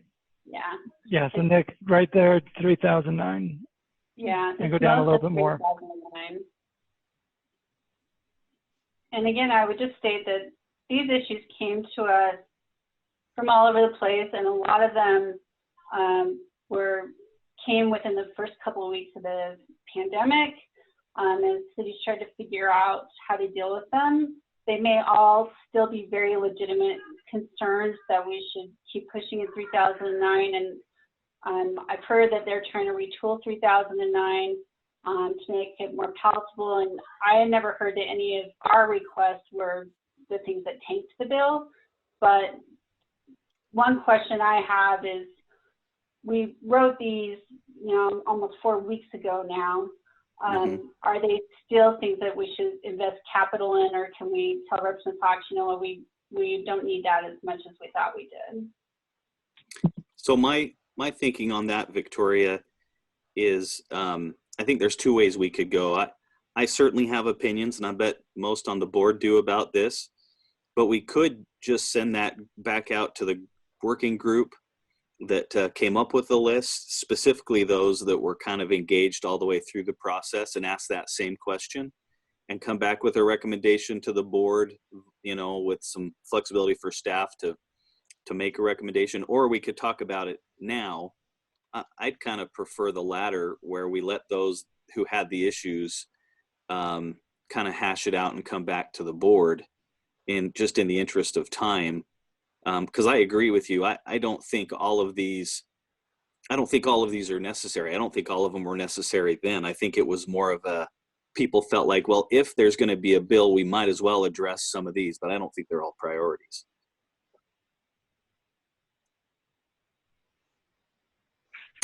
What does the board think about letting the sort of the working group take a second shot at this and make a prioritization recommendation? And Cam, what do you think about that?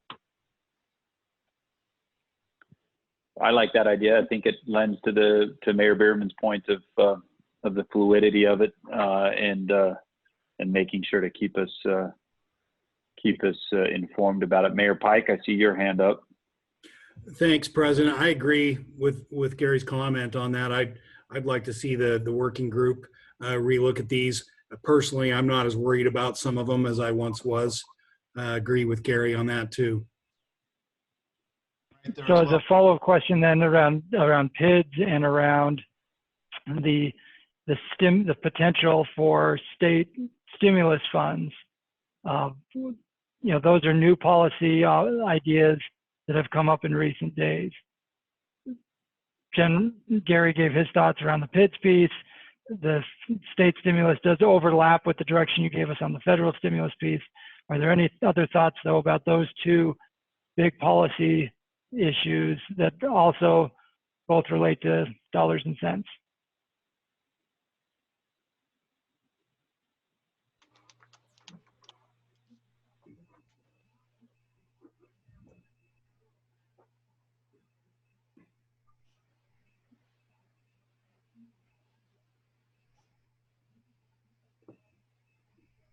Crickets.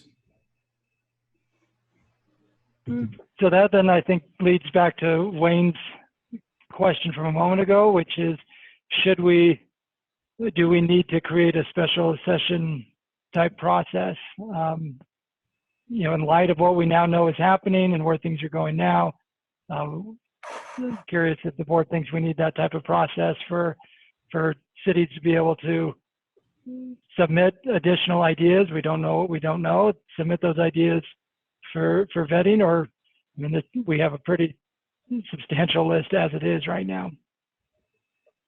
But Wayne and Victoria, your thoughts on?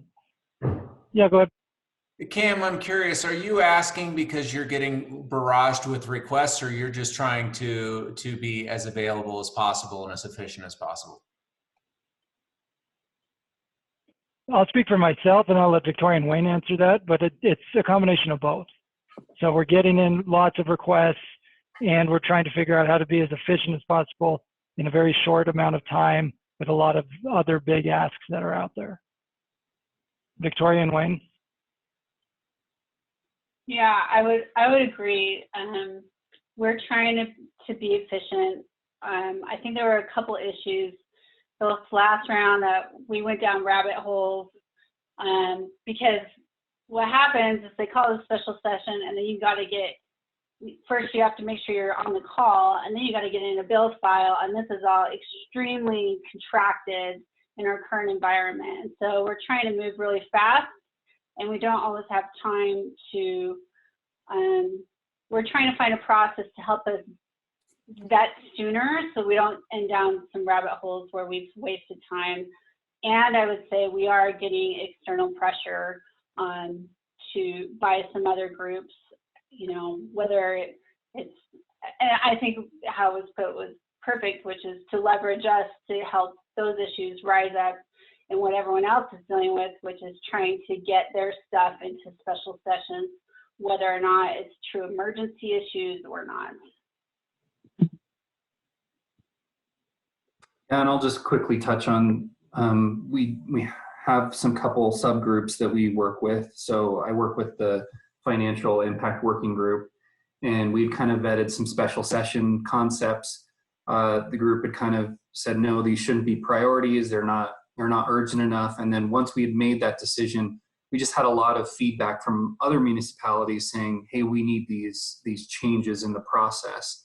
And so we've just discussed internally, how can we have a better and more broad process for the entire membership to send us feedback and then help make those decisions with some finality. So we're not, you know, trying to deal with requests one day before the session starts. So.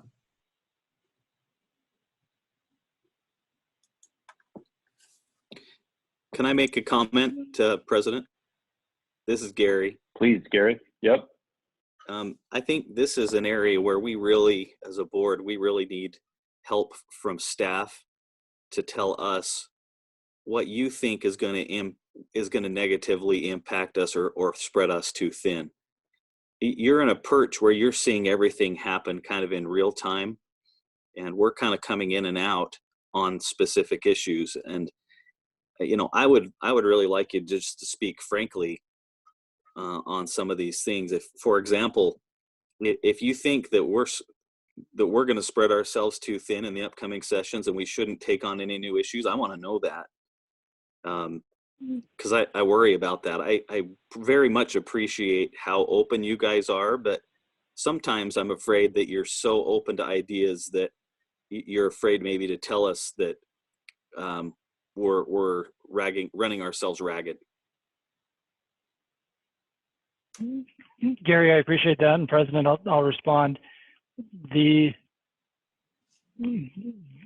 amount that we have on the legislative plate right now is truly astounding, and there are a lot of political factors out there that we can't control. Like, we can't control the fact that you have legislators that have declared war on local health departments and by extension local authorities, so we're responding there. You have the CARES Act, and we're trying to make sure you get the money that you justifiably need. You have the potential for the state stimulus, which could be very important for your communities. You have, so I'll just stop there. Any of those would be the biggest issue of a session. And in this case, they are all potentially happening in the same special session in a very condensed period of time. On top of that, you have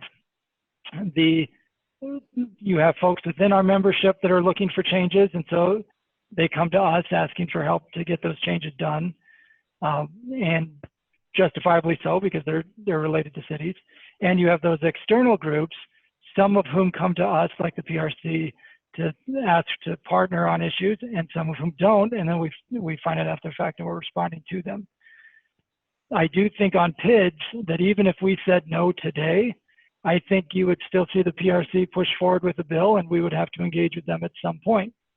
That's not a reason to not say no now, but that's just part of the timing. Ditto with some of the other external groups.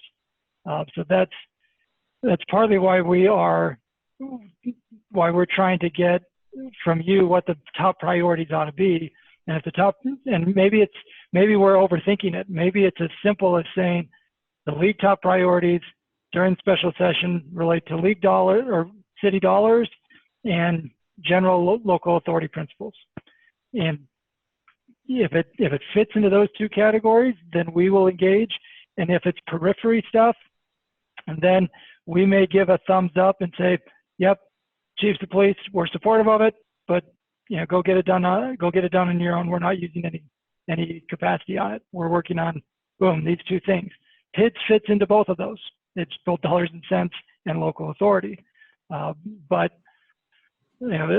like Wayne and Victoria said, we're trying to figure out how to build in a process for input during an unprecedented time and a pretty short amount of time with a lot of big issues all happening at the same time. Cameron, you just captured it for me. That would be my position personally, is if it fits into those two categories, then we give it the best attention we can. But I really think, as has been said by Gary and others, I think you guys are doing a good job of it and prioritizing as it is, but I think if it fits in those couple categories, that would be my priority, if you will. Thanks, Mayor Pike. My 2 cents, if there's some way that you think it could be effective from me or maybe it's the executive board or something, but especially during this time that you have these special sessions that will happen, and it frustrates me that that's the time where people think, okay, it's time to put in my legislation that I don't, run this bill that I don't want seeing the whole regular session sunlight. Then I think maybe a message can come from the board that prepares even our membership to say, hey, there is limited bandwidth here, and if it is something that is a specialized thing that's running either counter or in to help your situation, this is what we have the bandwidth for. And sometimes those cities just have to maybe pony up and do their, if they need a lobbyist or if they need their city manager, involved, or they need whatever involved, that's where that needs to, I think, especially during these special sessions, that's where that needs to come from, not consuming the political capital and the time capital that the league has to your right, deal with 4 huge important issues that would be the only issue in a regular session. That's my 2 cents. Mayor Ramsey, I see your hand up. I just want to agree with what's been said, and I think what Cameron said, I agree. I concur. Those should be our biggest priority. I just want to make sure that we get back to what was said before. I think it was Mayor Bierman brought up maintaining flexibility. Though we have to be fluid, and so I just want to make sure that if something comes up significant that might be outside the scope of what we are discussing, our priorities might be, that if it's something that needs to be addressed by the league, whether we want to deal with it or not, if it's important enough, I want to make sure staff is fully aware. Please bring it back to us, and it doesn't mean everything's off the table because it doesn't fit into those things. If unanticipated things come up, which happens, I think we need to be prepared to address surprises if they're important, but maintaining that our priority is on the things that have been listed that really affect us. So for the smaller cities on the board, are you at all concerned about the process for smaller cities to be able to get ideas or concerns into the league, or does everyone feel like Mayor Bierman said, which is that there's enough engagement that people feel like they have a voice, and if it's an important enough issue, it'll be tackled? Because if people feel comfortable with what Mayor Bierman indicated, then I think we could have a letter or video from President Mendenhall saying special session's a unique time because of all these big issues. This is where our focus is, and everything else needs to wait for a general session unless it rises to a certain level of priority. But I want to make sure that all board members feel like that's the case.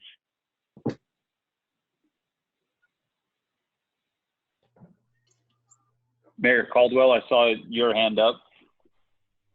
I was just going to loan my support to what Gary and John said. I think that those two things are a priority that I have, and I think that's something that we can charge the hill over. I too am worried about the limited bandwidth and how fast and furious things are coming out, and the panicked policy making is. So if we can keep our eyes focused and on those two things, I'm great with that. I think that's really important that we do in this special time. Jeff Young, I see your hand up. I'm in agreement. The reality with the majority of the smaller communities under 10,000 is the league is the best option that we have, period, to even land a consensus or voice. Because the opportunity of doing that individually outside of grabbing our own reps is pretty limited, and frankly doesn't really happen much when it comes to a lobbyist scenario or something with that. And so with that in mind, that what you guys have presented still seems to offer the best chance and option for small communities to still have a voice.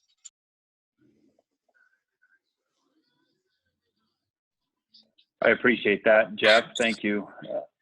Does anybody have any concern about possibly, myself getting together with Susan, with Nick, with Cameron, and possibly doing a little 30-second thing to basically call out the special session being that, just special, and that our plate's full, and let's get through it, and then maybe encouraging also that it's not the time to try to run the pet project bills that need a full session.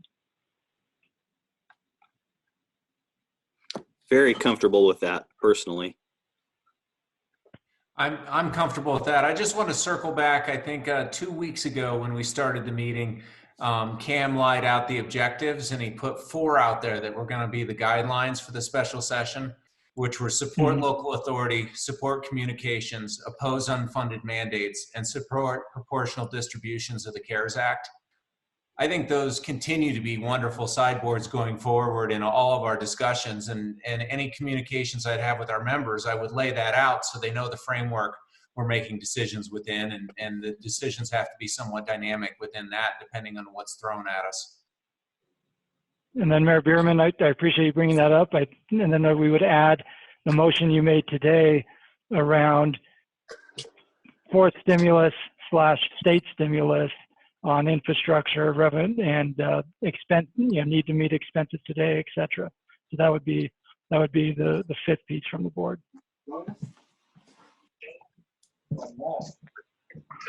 Perfect. Do you need that in some sort of a motion, Cam, or you got your direction? Okay. I think we're okay. Victoria, Wayne, anything else either of you need? I think this is very helpful. I want to just put one caution, political caution, I guess, which is, you know, if we send this message out to our members, there will still probably be issues that chiefs of police or planners, all the various staff groups who we work with and work with well, they may still be raising things or trying to get them on special sessions and their municipal staff, but we may be turning them down. And so you may be hearing from them through this process. So just wanted you to be mindful of that. Yep. I think it would be appropriate to include that or something along those lines in your message, Mike, to the members, so they understand that you know we have to do that. It's a good warning. Perfect. Well, I have President. I appreciate this dialogue. We actually covered a lot of item number 9 as well, Victoria. So if it's okay, I've just got 3 quick COVID-related updates, and then we can do the communication piece, and then we'll be done. President, does that work for you? That's great. Yep. Perfect. The 3 other COVID-related things, this was in the bullet point of ULCT role, how else can we help? 3 things to make you aware of. 1, we discussed at the board meeting a couple of weeks ago, the issue around housing and renters, landlords, commercial real estate, and the like. We did have a discussion in our town hall on Monday on these topics, and there are a lot of moving parts right now around what will happen after the governor's executive order expires. If any of your particular cities are working on housing issues, whether that is assistance for rent or anything in that spectrum, please let us know so that we can connect you with the right people who are going to be making the recommendation to the governor as early as next week about what comes after that executive order. The second piece is that yesterday the lieutenant governor announced that they are working on 2 million masks so that most Utahns can have a mask. But we have been in communication with the Utah Manufacturers Association about trying to ensure sufficient masks and sanitation supplies for first responders and essential employees as we move into this orange phase. The question I have is, do your cities feel like you have confidence in your supply chain, or do you need help acquiring those supplies? And maybe, President, it's as simple as asking people just to raise their hands if they think they need help acquiring the supplies, and then I'll follow up to that.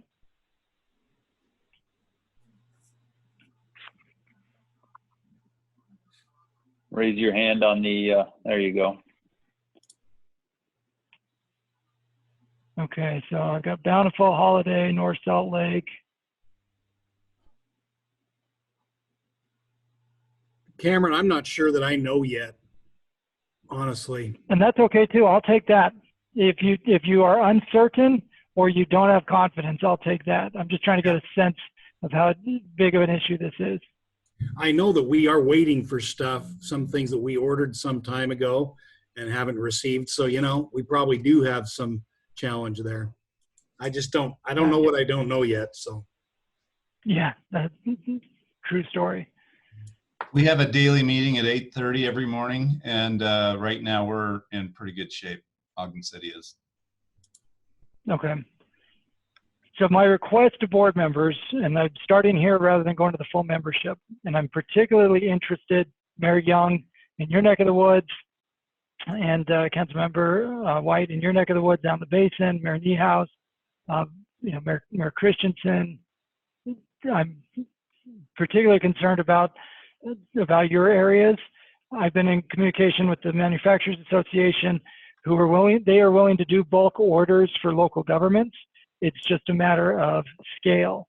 And so rather than having, Bountiful ordering on their own, is there a way to have more of a collective power in ordering, whether that's through the local health department or with other cities? So he asked for that info. We did send out a survey last week to city managers, and we've got the raw data that EDC Utah sent over to me this morning that we'll be looking through as well. So I talked to Mayor Bacon. For the Mayor north Niehaus. side, Oh yeah. sorry, for the north side, we actually we have multiple mayors covering the Cache County. We have requested a meeting and opened it up for some of the other mayors for the Box, Elder, and Rich. So those are the three that make up our health district. We have a meeting that's scheduled. We're trying to set it up for tomorrow to have that exact conversation on how to best help each other, whether we can collectively grow with that one. But we haven't had that meeting yet to have additional info. But I can send you info as we have it in that meeting and what we feel could work the best. Perfect. Perfect. Mayor Niehaus, I was chatting with Mayor Bacon yesterday from Green River, and he was raising these same concerns. And Green River will be at the end of the line for bulk orders, but certainly your health district would have a larger size order. And so we have relationships with the manufacturers, we have relationships with the health departments, and we're not trying to put more work on us, especially in light of the past conversation, but this is an important step. So if we can help be a conduit, we're willing to do so, but I just need a better sense of the need. So my request for board members is shoot us an email with the info around your city. Councilmember Lowry, I see your comment about Draper, ditto Councilmember Allen about Grantsville. And just let us know in the next day or two. That'll be helpful for us as we try to ascertain the need out there. Cameron, this is Dustin from Roosevelt. Yes. I did send that email on to my city manager. He told me that they sent it in, but I don't know whether they said we had enough or not. So hopefully you already have that information, but maybe we've got the raw data with several hundred responses that much to Carson's excitement, he gets to go through and look at later this afternoon. So you're welcome, Carson. So Dustin, we'll look for Roosevelt specifically. Okay, maybe some of the other cities are in that same boat, that they didn't know exactly what that data was, but they know that it had been sent off to that survey. Perfect. Perfect. The other thing we're working on is trying to secure additional testing capacity in rural Utah. I've been on a few phone calls about that. I don't have an exact update yet, but there is work happening there too. Go ahead. Related to face masks, but unrelated to capacity, I feel like because of all of the hate mail that I've received over the past 24 hours with Moab reopening, and people saying, oh, well, if you're requiring masks, we're not coming to Moab, even though we're not making mandatory people to wear masks when they come. We're making mandatory if you work in an establishment that you are to be masked. But there's so much weirdness around masking right now, and I don't know if it's appropriate for this group at all to take any action, but if there are any campaigns like pro personal, safety, personal protective equipment for individuals as they travel around Utah when they come to Moab or St. George or other places and go to restaurants, I don't know, like it's a weird big thing right now. It's like this personal rights issue, and I'm just bringing it up because it's actually quite a big issue for us in Moab. Let me share that with the governor's office. The governor yesterday in his press conference talked about the importance of masks and tried to give some personal examples around masks. But if that's okay with you, I'll share your specific story directly with his chief of staff and say, clearly there needs to be more communication around the importance of this and tackling that liberty and the general frustration arguments that are out there. Does that work? It's here too. I'm sure it's everywhere, but it's definitely here. We have some of the I'll just say some of the usual suspects who are really pushing the civil liberties issue, and I get it, but I think when it comes to masks, it's an issue of, gosh, if we could just be respectful of those that, if people are going to choose not to wear them, fine. But we've had people too here, Mayor, even go so far as to like cough on someone that has a mask purposely, kind of, spray on them, it's just ridiculous.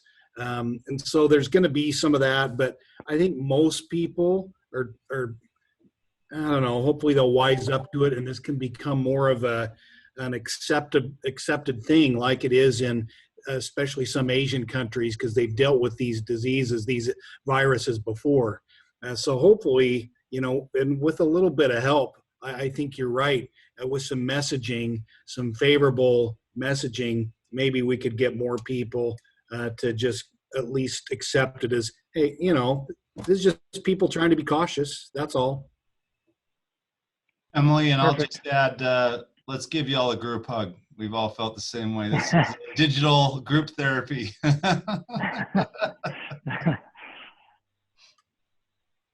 Then, President, the last thing I have on COVID-19 is a new program that's being unveiled this week called the Hope Corps, CORPS. The concept here is you have a lot of college kids who are graduating without jobs. You have returned missionaries from the Church of Jesus Christ of Latter-day Saints and others, and we have different philanthropic groups that are willing to step in and help pay for this core of youth to go help businesses figure out the new normal. And they want to use cities as conduits to try to use some of these youth to get to businesses, particularly small businesses, where they could be of service. Salt Lake City is on the steering committee for this Hope Corps. I found out about it Monday night, and I said I'd be happy to bring it up in our board meeting. So if your city is interested, or if your region's interested in trying to get connected with this Hope Corps, please let me know. That's all I've got on the COVID stuff. The President can give Susan just a couple of minutes to give a quick update on communication, and then we'll be done. Please. Yep. Go ahead, Susan. Okay. Cameron likes musicals. I don't know how many of you know that. And one of his modern favorites, I believe, is Hamilton. And with that, I'm sure this will make sense to you. He likes to be in the room where it happens. We all do, right? So ever since Rudy Gobert came down with COVID and everyone started buzzing about it and all these actions started to be taken, I could see Cameron jump into, well, even before then, Cameron was jumping in to get in the room where the decisions are made and the policies are discussed, which is awesome. And so I put a couple of little slides together. Nick, if you could pull up the first slide. These are the, this is ULCT's involvement on different task force via state and, well, we'll go to the state first. So he was immediately asked to be on the Governor's Economic Response Task Force. We've got subgroups, we've got presence on subgroups, including state and local resources, housing, critical infrastructure and essential employees, policy, child care for healthcare workers, live events, and the Salt Lake Chamber Economic Response Team. Now, if you'll go to slide 2, Nick. And if he heard of a subgroup that we weren't on, he would make it a point to try to get on it, right, Cam? Yep. Okay. ULCT has internal teams working together, and this evolved very quickly, right? As all the information was coming out about how quickly the pandemic was spreading. The Fiscal Impact on Cities team, Recreation Quality of Life, the 2.1 implementation, or 2.0, CARES Act Federal Advocacy, Special Session and Executive Order Advocacy, and then, as you know, Cam also serves on the National League of Cities Board. And so with that, he's able to get involved in the policy discussions at the federal level and bring that information back to the states and to the cities and towns. So with that in mind, it became apparent to me and to Cam and everyone on staff that we really needed to utilize these opportunities to share the information that we were pushing in these meetings and the information that we were gleaning from these other experts to share with our cities and towns. And this is what has happened over the past month and a half or so. We've sent out, you probably know, we really ramped up our email campaign. We've sent out about 50 email blasts that are COVID related. That means the number of emails sent have been 181,000. And the total opens, this is sometimes people going in and looking at it twice, but total opens of these emails, 132,000. The social media posts we've been trying to do daily, whether it's, sharing the state briefings or urgents that come down, policy updates, even fun city stories or interesting city stories about kids singing in the street at 10 feet apart. We've done our bi-weekly podcasts for the most part on COVID and the CARES Act. We've done several webinars now, and we're continuing to schedule those. And we've been doing about 1 to 2 per week. We've talked about the CARES Act at length, economic trends, housing, retail, sales tax, special session, virtual meetings. We've got some more coming up this week. And then we have the briefings from the Lieutenant Governor, and we've had occasional briefings from Senator Romney or Congressman McAdams. So Cam, is there anything you want to add on that? Nope, that's it. More than anything, I just wanted you all to have a quick snapshot of the amount of work we're doing as a team. And that's why I started the meeting by saying how proud I was of everything that our team has been doing here. So that's it, President. Abby was on the agenda for boards and commissions, but we don't have a spot to fill yet, so we can save that for the next meeting. But President, I'll turn it back to you. Perfect. Before taking a motion to adjourn, again, I'd just like to say thank you to each and every one of you, the staff of the league, but all of you as a board, and the way that that you've stepped up in your individual communities. It's truly something that's inspired me, and it's inspiring. It is something that people are taking notice of, and you're all just doing fantastic jobs in your communities. So keep it up. A quote by what was it, I think Jefferson, or no, what was it, President Jackson, that you were born for the storm, and calm doesn't suit you. I know that's putting his words in your mouth, but we never thought that this was the storm that we were going to go through. But you stepping up and being elected and signing up for it, you were not born for, the calm does not suit you. You were born for the storm, and you're doing well in the storm. So keep it up, stay strong, and stay safe, and know that you have all of us backing each other, and we'll get through it together. We'll be stronger together. So thank you all, and we'll see you all soon. And I will entertain a motion to adjourn if there's no other business. President, last question. Are people comfortable with not meeting until May 18th in light of where everything's at with COVID now? May 18th would be the tentative budget meeting, and then we'll have COVID updates. That would be after the governor's order this week will have expired, and we'll see where we're at. So I guess, do people feel like we need to meet before then, or are people comfortable with May 18th? I'm comfortable with it. And I think we could always call a meeting if we had to, but then we've got the executive committee that can meet if there's a, quick thing that needs to happen. That's how I feel about it. Agreed. Sounds good. Yep. Okay, perfect. Thanks. And I'd make a motion to adjourn. Second. Mayor Pike and Mayor Caldwell, motion and second. All in favor, say aye. Aye. Aye. Aye. Bye. Bye. Hey, guys. Everybody. See you later. Okay, thanks, everyone. Thank you. Good to see everybody. Thanks. See y'all. Thank you, everyone.